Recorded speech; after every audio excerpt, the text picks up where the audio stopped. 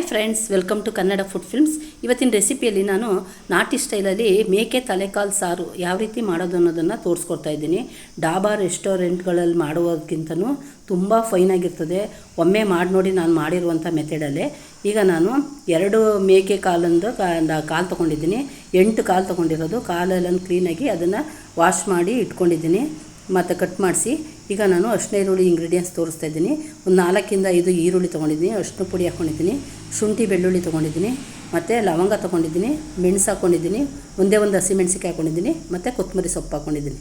ಮತ್ತು ಈಗ ಮಸಾಲೆ ಇಂಗ್ರೀಡಿಯೆಂಟ್ಸು: ಕೊತ್ತಂಬರಿ ಸೊಪ್ಪು, ತೆಂಗಿನ ತುರಿ, ಮತ್ತು ಖಾರದ ಪುಡಿ, ಚಕ್ಕೆ, ಲವಂಗ, ಮೆಣಸು, ಮತ್ತು ಶುಂಠಿ ಬೆಳ್ಳುಳ್ಳಿ, ಉರ್ಗಡ್ಲೆ ತೊಗೊಂಡಿದ್ದೀನಿ. 1 ಸ್ಪೂನ್ ಗಸಗಸೆ ತೊಗೊಂಡಿದ್ದೀನಿ. ಮತ್ತು ಒಂದೇ ಒಂದು ಈರುಳ್ಳಿನ ಕಟ್ ಮಾಡಿ ಹಾಕ್ಕೊಂಡಿದ್ದೀನಿ. ಈಗ ಮಿಕ್ಸಿ ಜಾರ್ಗೆ ಅರಿಶಿನ ಈರುಳ್ಳಿಗೆ ಹಾಕೋತಾ ಇದ್ದೀನಿ. ಹಾಕ್ಕೊಂಡು ಇದನ್ನೆಲ್ಲ ಒಂದು ಸ್ವಲ್ಪ ನೀರು ಸೇರಿಸ್ಕೊತಾ ಇದ್ದೀನಿ. ನೀರು ಸೇರಿಸ್ಕೊಂಡು ಇದನ್ನು ದಪ್ಪ ಥರ ರುಬ್ಕೋಬೇಕು. ಜಾಸ್ತಿ ನೈಸಾಗಿ ರುಬ್ಬಕ್ಕೆ ಹೋಗಬಾರ್ದು. ಈ ಥರ ದಪ್ಪ ಥರ ರುಬ್ಕೋಬೇಕು. ರುಬ್ಕೊಂಡು ಇದು ಜಾಸ್ತಿ ಒಗ್ಗರಣೆಯಲ್ಲಿ ಸಿಯೋದಕ್ಕೆ ಟೈಮ್ ತೊಗೊಳ್ಳಲ್ಲ, ಅರಿಶಿನ ಈರುಳ್ಳಿ ಸುಂಡೋದಕ್ಕೆ. ಅದರಿಂದ ಇದನ್ನು ದಪ್ಪ ಥರ ರುಬ್ಕೊಂಡಿದ್ದೀನಿ. ಈಗ ಒಂದು ಪ್ಲೇಟ್ಗೆ ಸಪ್ರೇಟ್ ಹಾಕ್ಕೊಂಡು ಅದೇ ಜಾರ್ಗೆ ನಾನು ಮಸಾಲೆ ಸೇರಿಸ್ಕೊತಾ ಇದ್ದೀನಿ ರುಬ್ಬೋದಕ್ಕೆ. ಖಾರದ ಪುಡಿ ಮತ್ತು ಕೊತ್ತಂಬರಿ ಸೊಪ್ಪು 2 ಇಂಗ್ರೀಡಿಯೆಂಟ್ಸ್ ಬಿಟ್ಟು ಇನ್ನು ಬಾಕಿ ಮಸಾಲೆ ಎಲ್ಲ ಹಾಕ್ಕೊಂಡು ಇದನ್ನು ನೈಸಾಗಿ ರುಬ್ಕೋಬೇಕು. ಸ್ವಲ್ಪ ನೀರು ಸೇರಿಸ್ಕೊಂಡು ನೈಸಾಗಿ ಈ ಥರ ರುಬ್ಕೊಂಡೇ ಇದ್ದಾಗ ಸಾರು ತುಂಬ ಚೆನ್ನಾಗಿರ್ತದೆ. ಈಗ ನೋಡಿ, ಈ ಥರ ನೈಸಾಗಿ ರುಬ್ಕೋಬೇಕು. ನೈಸಾಗಿ ರುಬ್ಕೊಂಡು ಈಗ ಉಳಿದಿರೋದು ಖಾರದ ಪುಡಿ ಮತ್ತು ಕೊತ್ತಂಬರಿ ಸೊಪ್ಪು. ಅದರಲ್ಲಿ ನಾನು ಖಾರ ಪುಡಿ ಸೇರಿಸ್ಕೊತಾ ಇಲ್ಲ, ಕೊತ್ತಂಬರಿ ಸೊಪ್ಪು ಹಾಕ್ಕೊಂಡು ಇದನ್ನು ರುಬ್ಕೊಂಡಿದ್ದೀನಿ. ರುಬ್ಕೊಂಡು ಈಗ ಒಲೆ ಮೇಲೆ ಕುಕ್ಕರ್ ಇಟ್ಕೊಂಡು ಕುಕ್ಕರ್ಗೆ ಒಂದು ಸ್ವಲ್ಪ ಎಣ್ಣೆ ಸೇರಿಸ್ಕೊಂಡಿದ್ದೀನಿ. ಇದು ಕಾಲಲ್ಲೇ ಜಾಸ್ತಿ ಎಣ್ಣೆ ಬಿಟ್ಕೊಳ್ಳೋ ಅಂಶ ಇರೋದ್ರಿಂದ ನಾನು ಇಲ್ಲಿ ಜಾಸ್ತಿ ಎಣ್ಣೆ ಸೇರಿಸ್ಕೊಂಡಿಲ್ಲ. ಸ್ವಲ್ಪ ಎಣ್ಣೆ ಸೇರಿಸ್ಕೊಂಡು ಈಗ ಅರಿಶಿನ ಈರುಳ್ಳಿ ಸೇರಿಸ್ಕೊಂಡಿದ್ದೀನಿ. ಸೇರಿಸ್ಕೊಂಡು ನಾವು ಅರಿಶಿನ ಈರುಳ್ಳಿ ಉರಿಯೋಕ್ಕೋಸ್ಕರ, ಅದು ಸಿಹಿಯೋಕ್ಕೋಸ್ಕರ ಮಾತ್ರ ಎಣ್ಣೆ ಸೇರಿಸ್ಕೋಬೇಕು. ಜಾಸ್ತಿ ಎಣ್ಣೆ ಯೂಸ್ ಮಾಡಬಾರ್ದು. ಕಾಲಿನ ಅಂಶದಲ್ಲಿ ಜಾಸ್ತಿ ಮಟನ್ ಅಂಶ ಅಲ್ವ ಅದು, ಅದರಿಂದ ಜಿನ್ನಂಶ ಅದರಲ್ಲೇ ಇರೋದ್ರಿಂದ ಒಂದು ಸ್ವಲ್ಪ ಎಣ್ಣೆ ಸೇರಿಸ್ಕೊಂಡು ಈಗ ಅರಿಶಿನ ಈರುಳ್ಳಿ ಎಲ್ಲ ಚೆನ್ನಾಗಿ ಫ್ರೈ ಆದಮೇಲೆ ಈಗ ಕಾಲು ಸೇರಿಸ್ಕೊಂಡಿದ್ದೀನಿ. ಸೇರಿಸ್ಕೊಂಡು ಇದನ್ನೆಲ್ಲ ಚೆನ್ನಾಗಿ ಫ್ರೈ ಮಾಡ್ಕೋಬೇಕು. ಇದು ನೀರು ಸುಂಡೋದಕ್ಕೆ ಜಾಸ್ತಿ ಟೈಮೇನು ತೊಗೊಳ್ಳಲ್ಲ, ಯಾಕೆಂದರೆ ಮಟನ್ ಇದ್ರೆ ಮಾತ್ರ ಅದು ನೀರು ಜಾಸ್ತಿ ಇಟ್ಕೊಳ್ಳೋದು. ಈಗ ಮಟನ್ ಇಲ್ವಲ್ಲ ಇದು, ಅದರಿಂದ ಇದು ಕಾಲುಗಳು ತಾನೇ ಜಾಸ್ತಿ ನೀರಿನಂಶ ಇಟ್ಕೊಂಡಿರಲ್ಲ. ಅದರಿಂದ ಇದು ಮಟನ್ ನೀರು ಬಿಟ್ಕೊಳ್ಳೋಕ್ಕೂ ಜಾಸ್ತಿ ಟೈಮ್ ತೊಗೊಳ್ಳಲ್ಲ. ಈಗ ಒಂದು ಸ್ವಲ್ಪ ಉಪ್ಪು ಸೇರಿಸ್ಕೊಂಡಿದ್ದೀನಿ. ಒಂದು 2-3 ಸತಿ ಇದನ್ನು ಕೈ ಆಡ್ತಾನೆ ನೀರು ಸುಂಡೋಯ್ತದೆ. ನೋಡಿ ಈ ಥರ ನೋಡಿ, ಆಗಲೇ ಎಷ್ಟೋ ಸುಂಡೋಗಿರೋದಕ್ಕೆ ಈಗ ನಾನು ಇದೇ ಥರ ಒಂದು 2-3 ಸತಿ ಈ ಥರ ಕೈ ಆಡಿ ಇದನ್ನು ಉರಿಯೋದ್ರೊಳಗೆ ನೀರೆಲ್ಲ ಸುಂಡೋಗಿರುತ್ತೆ. ಸುಂಡೋದ್ಮೇಲೆ ನಾನು ಮಸಾಲೆನೂ ಸಹ ಮಸಾಲೆ ಹಾಕ್ಕೊಳ್ಳಲ್ಲ, ಇದಕ್ಕೆ ಖಾರ ಪುಡಿನೇ ಸೇರಿಸ್ಕೊತೀನಿ. ಸೇರಿಸ್ಕೊಂಡು ಇದನ್ನು ನಾನು ಇದು ಬಲ್ತಿರೋದ ಎಳೆದ ಅಂತ ನೋಡಿಕೊಂಡು ಈಗ ಇದು ನಾನು ಬಲ್ತಿರೋ ಕಾಲು ತೊಗೊಂಡಿರೋದ್ರಿಂದ ಇದನ್ನು ನಾನು 10 ವಿಷಲ್ ಕೂಗಿಸ್ಕೊತೀನಿ. ಈಗ ನೀವು ಬೇಕಾದ್ರೆ ಮನೇಲಿರುವಂಥ ಖಾರದ ಪುಡಿ ಇಲ್ಲಾಂದರೆ ಧನ್ಯದ ಪುಡಿ ಮತ್ತು ಅಚ್ಕಾರ ಪುಡಿನೂ ಸಹ ಸೇರಿಸ್ಕೋಬೋದು. ನಾನು ಇದು ಮನೆ ಖಾರ ಪುಡಿನೇ ಸೇರಿಸ್ಕೊಂಡಿದ್ದೀನಿ. ಸೇರಿಸ್ಕೊಂಡು ಇದೆಲ್ಲ ಘಾಟ್ ವಾಸನೆ ಎಲ್ಲ ಹೋಗೋವರೆಗೂ ಇದನ್ನು ಚೆನ್ನಾಗಿ ಫ್ರೈ ಮಾಡ್ಕೋಬೇಕು. ಫ್ರೈ ಮಾಡಿಕೊಂಡು ನಾನು ಇದು ಕಾಳುಗಳೆಲ್ಲ ಮುಳುಗುವಷ್ಟು ನೀರು ಸೇರಿಸ್ಕೊತೀನಿ.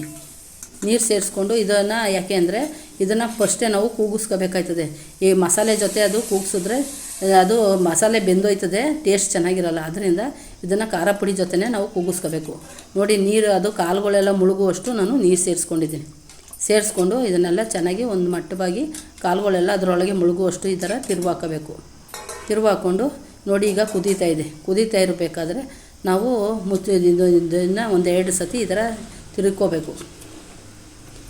ತಿರುಗ್ಬಿಟ್ಟು ಈಗ ನಾನು ಇದಕ್ಕೆ ಮುಚ್ಚಳ ಮುಚ್ಚಿಬಿಟ್ಟು 10 ವಿಷಲ್ ಕೂಗಿಸ್ಕೊತೀನಿ. ನೋಡಿ, ಈಗ 10 ವಿಷಲ್ ಕೂಗಿಸ್ಕೊಂಡು ಆಗಿರುವಂಥದ್ದಕ್ಕೆ ನಾನು ಈಗ ಇದನ್ನು ಒಂದು 2 ಸರಿ ಈ ಥರ ತಿರುವಾಕ್ಬಿಡ್ತೀನಿ. ಈ ಥರ ತಿರುಗ್ಕೊಂಡು ಈಗ ಮಸಾಲೆ ರುಬ್ಕೊಂಡಿದ್ದೀವಲ್ಲ ಅದನ್ನು ಇದ್ರ ಜೊತೆಗೆ ಸೇರಿಸ್ಕೋಬೇಕು. ಸೇರಿಸ್ಕೊಂಡು ಇದು ಮುದ್ದೆ, ಅನ್ನ, ಸಾರು ಮತ್ತು ಇಡ್ಲಿ, ದೋಸೆ ಎಲ್ಲದಕ್ಕೂ ತುಂಬ ಚೆನ್ನಾಗಿರ್ತದೆ. ಒಮ್ಮೆ ಮಾಡಿ ನೋಡಿ. ನೀವು ಮನೇಲಿ ಮಾಡಲ್ಲ ಅಂದ್ಬಿಟ್ಟು ಎಲ್ಲರೂ ಡಾಬಾ ಮತ್ತು ರೆಸ್ಟೋರೆಂಟ್ಗಳಲ್ಲೆಲ್ಲ ಹೋಗಿ ತಿಂದಾಗ, ಈಗ ಮನೆಯಲ್ಲೇ ಮಾಡಿದಾಗ ಈಗ ಮನೆ ಜನ ಎಲ್ಲ ತಿನ್ಬೋದು. ಈಗ ತುಂಬ ಚೆನ್ನಾಗಿರ್ತದೆ. ಒಮ್ಮೆ ನಾನು ಮಾಡಿದ ರೀತಿಯಲ್ಲೇ ಮಾಡಿ. ಏನು ಇವರು ಎಲ್ಲ ಮಸಾಲೆ ಎಲ್ಲ ಮಟನ್ಗೂ ಇದೇ ಥರ ಮಸಾಲೆ ಹಾಕ್ತಾರೆ ಅಂತ ನೀವು ಅಂದ್ಕೋಬೋದು. ಈ ಮಸಾಲೆನೇ ಹಾಕಿ ನೋಡಿ, ನಿಮಗೆ ಗೊತ್ತಾಯ್ತದೆ ಸಾರು ಏನು ತುಂಬ ಚೆನ್ನಾಗಿರ್ತದೆ ಅಂತ. ಈಗ ಇದು ಸಾರನ್ನು ಇದು ಸೂಪು ಮಾಡ್ಬೋದು ಈ ಕಾಲಲ್ಲಿ, ಮತ್ತು ಸಾರನ್ನು ಮಾಡ್ಕೋಬೋದು. ಯಾಕೆಂದರೆ ಮನುಷ್ಯನಿಗೆ ಆರೋಗ್ಯಕ್ಕೆ ತುಂಬ ಒಳ್ಳೆಯದು. ಬಾಣಂತಿಯರಿಗಂತೂ ತುಂಬ ಒಳ್ಳೆಯದು. ಸ್ನಾನ ಮಾಡಿಸ್ದಾಗೆಲ್ಲ ಎರಡೆರಡು ಕಾಲು ಹಾಕಿ ಸೂಪ್ನಾರು ಕೊಡ್ತಾರೆ, ಇಲ್ಲ ಕಾಲು ಸಾರಾರು ಮಾಡಿ ಕೊಡ್ತಿರ್ತಾರೆ. ತುಂಬ ಚೆನ್ನಾಗಿರ್ತದೆ. ಈ ಜಾಯಿಂಟ್ ಪೇನ್ ಇರೋರಿಗೆ, ಈ ಹುಷಾರು ತಪ್ಪಿರೋರಿಗೆ ಈ ಥರ ಎಲ್ಲ ಕೊಡಬೇಕು. ನೋಡಿ, ಈಗ ಸಾರು ಎಷ್ಟು ಬೇಕು ನಾನು ಹೆಚ್ಚಿಸ್ಕೊಂಡಿದ್ದೀನಿ. ಹೆಚ್ಚಿಸ್ಕೊಂಡು ಇದನ್ನೆಲ್ಲ ನಾನು ಕೂಗ್ಸೋಕ್ಕೆ ಹೋಗಲ್ಲ. ಇದನ್ನು ಮುಚ್ಚೆ ಈ ಥರ ಸಣ್ಣ ಕಾವಲೆ ಬೆಂದಷ್ಟು ತುಂಬ ಚೆನ್ನಾಗಿರ್ತದೆ. ಈಗ ಅದು ಪಳುಗಬೇಕು ಸಣ್ಣ ಕಾವಲಿ. ಈಗ ದೊಡ್ಡ ಉರಿಲಿ ಬರೀ ಕಾವು ಬಂದಿರ್ತದೆ ಅಷ್ಟೇ, ಅದು ದೊಡ್ಡ ಉರಿಲಿ ಇರ್ತದೆ. ಆದರೆ ಮಟನ್ನು ಸಣ್ಣ ಕಾವಲೆ ಬೆಂದಾಗ ಅದ್ರ ರುಚಿ ಟೇಸ್ಟು ಚೆನ್ನಾಗಿರೋದು. ಈಗ ಇನ್ನೊಂದು ಸ್ವಲ್ಪ ಉಪ್ಪು ಸೇರಿಸ್ಕೊತಾ ಇದ್ದೀನಿ. ಉಪ್ಪು ಸಪ್ಪೆ ನೋಡ್ಕೊಂಡು ಹಾಕ್ಕೊಳ್ಳಿ. ಉಪ್ಪಾಗ್ಬಿಟ್ರೆ ಕಷ್ಟ, ಸಪ್ಪೆ ಇದ್ರೆ ಒಂದು ಸ್ವಲ್ಪ ಉಪ್ಪು ಸೇರಿಸ್ಕೊಳ್ಳಿ. ನೋಡಿ, ಇದನ್ನೆಲ್ಲ ಚೆನ್ನಾಗಿ ಈ ಥರ ಮಿಕ್ಸ್ ಮಾಡ್ಕೋಬೇಕು. ಇದು ತೆಳುವಾಗೇ ಇರಬೇಕು ಸಾರು, ಜಾಸ್ತಿ ಮಂದ ಇರಬಾರ್ದು. ನೋಡಿ, ತುಂಬ ಚೆನ್ನಾಗಾಗಿದೆ ಸಾರು ಚೆನ್ನಾಗಿರ್ತದೆ. ಇದರಲ್ಲಿ ಸೂಪು ಮಾಡೋದು ತೋರಿಸ್ತೀನಿ, ಯಾವ ರೀತಿ ಸೂಪ್ ಮಾಡೋದು ಅಂತ. ಬಾಣಂತಿಯರಿಗೆಲ್ಲ ತುಂಬ ಚೆನ್ನಾಗಿರ್ತದೆ. ನೋಡಿ, ಕಾಲು ಸಾರು ರೆಡಿಯಾಗಿದೆ. ನಾನು ಈಗ ಒಂದು ಸರ್ವಿಂಗ್ ಬೌಲ್ಗೆ ಹಾಕೋತಾ ಇದ್ದೀನಿ. ನಾನು ಮಾಡಿರುವಂಥ ಈ ತಲೆಕಾಲು ನಿಮ್ಗೆ ಇಷ್ಟ ಆಗಿದೆ ಅಂತ ಅಂದ್ಕೊಂಡಿದ್ದೀನಿ. ಇಷ್ಟ ಆಗಿದರೆ ಫ್ಯಾಮಿಲಿ ಫ್ರೆಂಡ್ಗೆಲ್ಲ ಶೇರ್ ಮಾಡಿ. ನಾನು ಮಾಡಿರುವಂಥ ರೆಸಿಪಿ ಇಷ್ಟ ಆಗಿದ್ದಲ್ಲಿ ಲೈಕ್ ಮಾಡಿ, ಶೇರ್ ಮಾಡಿ, ಪ್ಲೀಸ್ ಸಬ್ಸ್ಕ್ರೈಬ್ ಆಗಿ. Thank you.